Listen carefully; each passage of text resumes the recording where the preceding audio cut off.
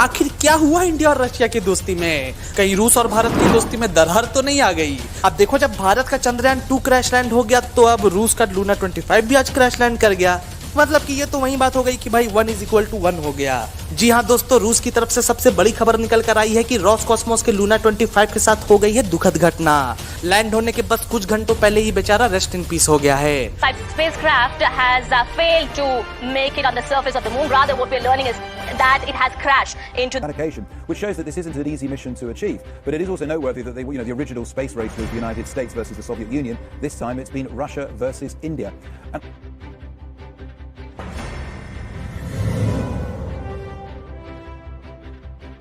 लेकिन देखो, यहाँ पे सवाल था भारत और रशिया की दोस्ती का।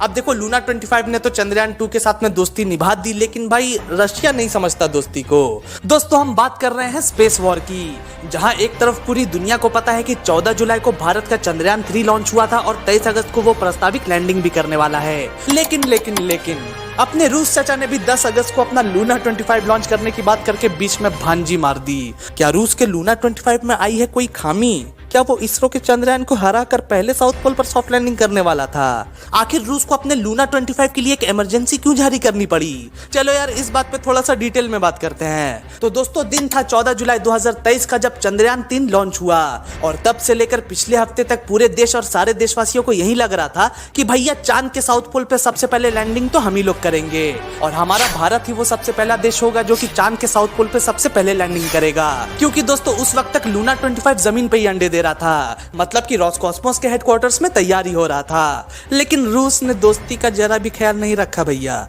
और 10 अगस्त के दिन चांद के साउथ पोल पर सॉफ्ट लैंडिंग करने के लिए अपने रॉकेट को सीधा ही भेज दिया।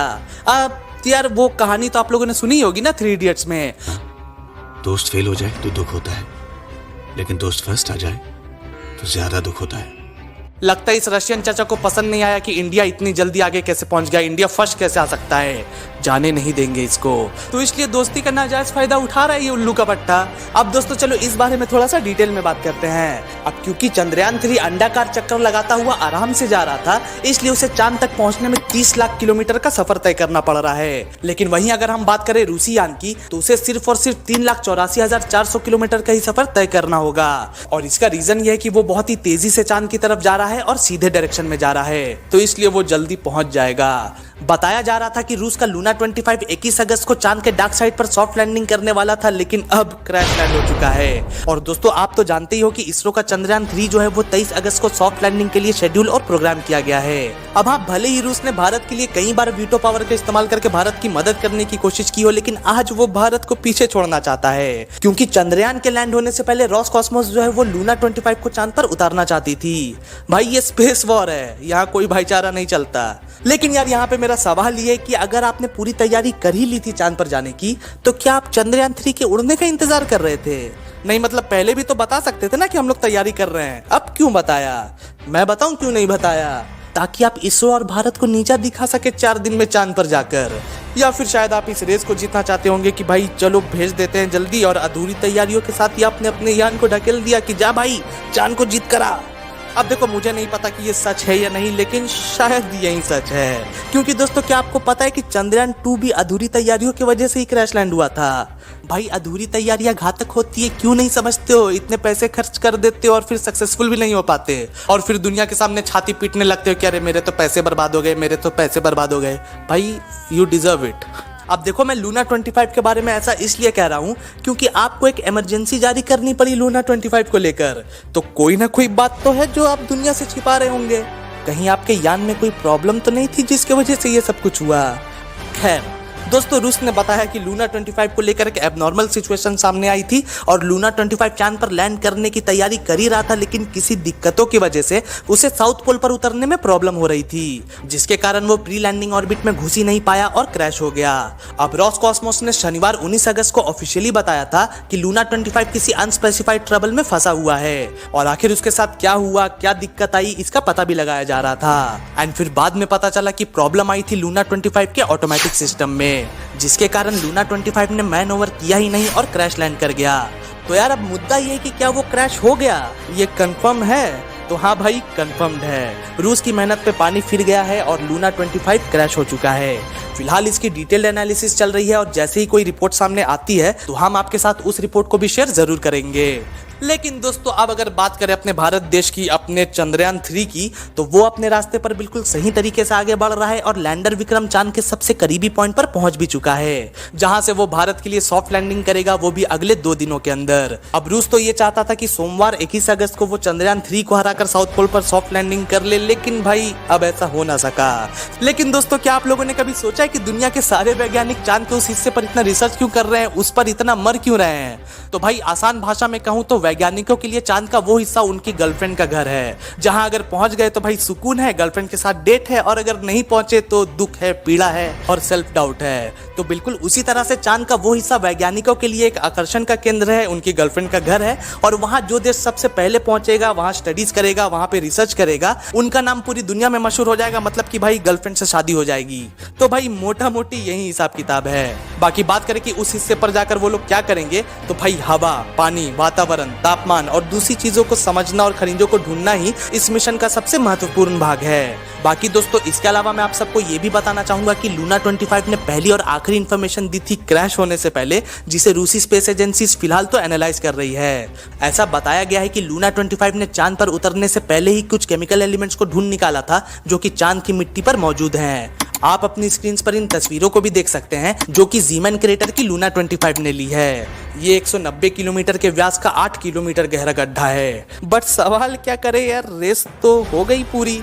रूस बस थोड़ा सा ही आगे था भारत से, वो 21 से 23 अगस्त के बीच लैंड कर सकता था, और चंद्रयान जो है वो 23 से 24 अगस्त के दिन लैंड करने वाला है। तो भाई ज्यादा फर्क वैसे भी नहीं था, क्योंकि भाई लूना 25 के क्रैश के बाद कहीं ना कहीं इसरो को भी थोड़ा सा डर तो लग ही रहा है। अगर भारत ये कर लेता है तो उसका नाम इतिहास के पन्नों में सुनहरे अक्षरों में लिखा जाएगा भाई, क्योंकि अभी तक इतिहास बना ही नहीं है। इतिहास में पहली बार कोई देश चांद के साउथ सरफेस को टच करेगा भाई, और वो होगा हमारा भारत, हमारा इंडिया, जो कि रशिया अपने नाम करना तो चाहता था, लेकिन भाई वो सपना भी सपना ही रह गया। यार रूस की तो किस्मत ही खराब है, दोस्ती में भी दरार कर दी और यान भी क्रैश हो गया जल्दबाजी में। देखो रूस ने सबसे पहले सारी दुनिया के सामने भारत के साथ अच्छे रिलेशंस का ढिंडोरा पीटा, और अब अपने ही भाई को पीछे छोड़ने के लिए उसी टाइम पे मून मिशन किया जब भारत चांद को अपने हाथों में लेने वाला था। तो दोस्तों अब बात करते हैं रूस के सामने आई इमरजेंसी के बारे में। तो रोसकॉस्मोस ने ऑफिशियली कंफर्म कर दिया है कि लूना 25 क्रैश हो गया है, और उससे जुड़े कुछ ट्विटर पोस्ट भी हमारे सामने आए हैं। फ्रैंकलिन मर्चिस बताते हैं कि ये कंफर्म तो नहीं है, लेकिन लूना 25 ने शायद चांद पर पहुंचने से पहले ही अपना अंतिम समय देख लिया था। पिछले 10 घंटों से उसका रूस से कोई भी संपर्क नहीं था, और अब जाकर पता चलता है कि भाई क्रैश हो गया है। फिर सीए अनुपम शर्मा बताते हैं कि लूना 25 में बहुत बड़ी तकनीकी खामी आई है। साथ ही साथ उन्होंने ये भी बताया कि रशियन स्पेस एजेंसी का ऐसा कहना है कि लूना 25 अपने फाइनल ऑर्बिट में जाने से पहले ही फेल हो चुका है। यानी कि अब चंद्रयान 3 को मिलेगा सबसे पहला सॉफ्ट लैंडिंग का खिताब। हुर्रे! क्योंकि दोस्तों चंद्रयान 3 का लैंडर विक्रम सिर्फ 25 किलोमीटर दूर है चांद से, और फाइनल डिबूस्टिंग भी हो चुकी है, और फिलहाल वो फाइनल ऑर्बिट में घूम रहा है जो कि है 134 और 25 किलोमीटर वाला।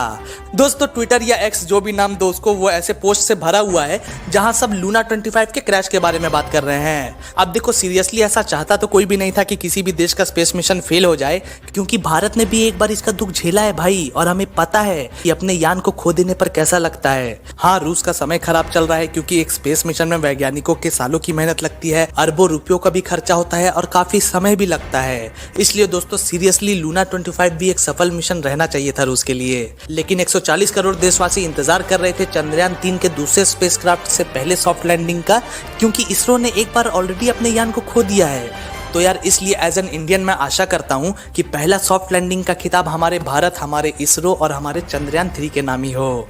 बाकी जाने से पहले मैं आपसे एक निवेदन भी करता हूं कि प्लीज चंद्रयान 3 के लिए थोड़ा दुआ करो, प्रार्थना करो, ताकि उसे कुछ भी ना हो। तो यार अब बस आज के लिए इतना ही। आपको वीडियो कैसी लगी कमेंट्स में जरूर बताना, और क्या सच में लूना 25 फेल हो चुका है, और क्या उसके फेल होने में रूस की गलती है? क्योंकि भाई लूना 24 लॉन्च हुआ था 1976 में, और इतने सालों बाद लूना 25 लॉन्च हुआ है, वो भी क्रैश कर गया।